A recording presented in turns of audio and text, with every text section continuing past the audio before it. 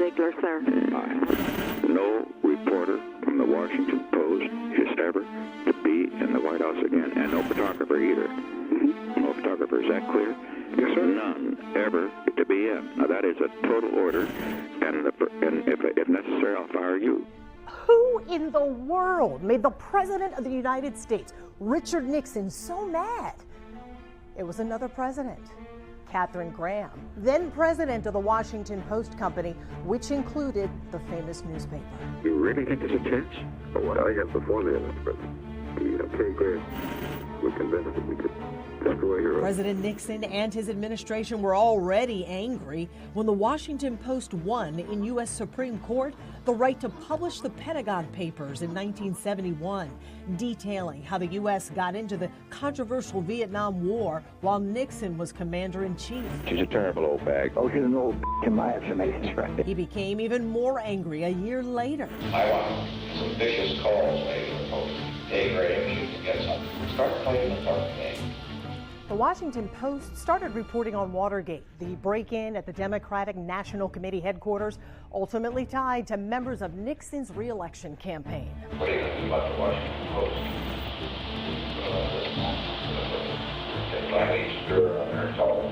That's President Nixon plotting to shut down Graham's TV stations, including ours, WJXT, here in Jacksonville, Florida. Jacksonville's #1 station. This is Eyewitness News. Stations that helped make the Washington Post Company a lot of money. When these challenges took place, our stock plummeted to about half of what it had been. It was a real threat to the company. Ultimately, it was Watergate that led to President Nixon's resignation. But as president, I must put the interests of America first.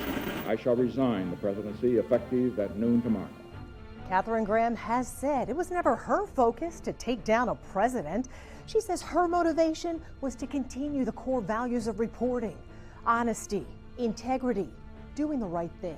It was often an uphill battle, especially for her as a woman, named the first female CEO of a Fortune 500 company. It was really tough.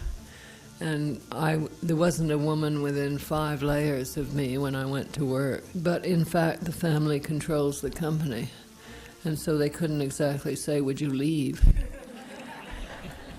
Katharine Graham has said she accidentally became head of the newspaper because when her father first bought it at a bankruptcy sale, he eventually handed it over to her husband.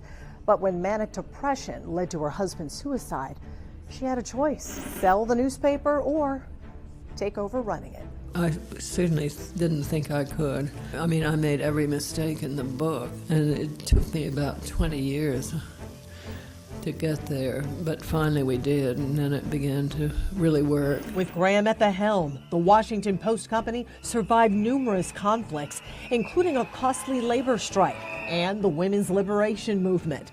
Ironically, Graham herself was often battling gender bias in her own boardroom. Do you feel it's still a predominantly man's world? Not necessarily a man's world, but there are definitely still rooms that look a lot like that boardroom photo with Katharine Graham. Katharine Badalamenti is the current president and CEO of what's now Graham Media Group. In the media world, she's just one of a handful of women at the helm. I've been to many media events where I am the only voice in the room that is coming from a female perspective.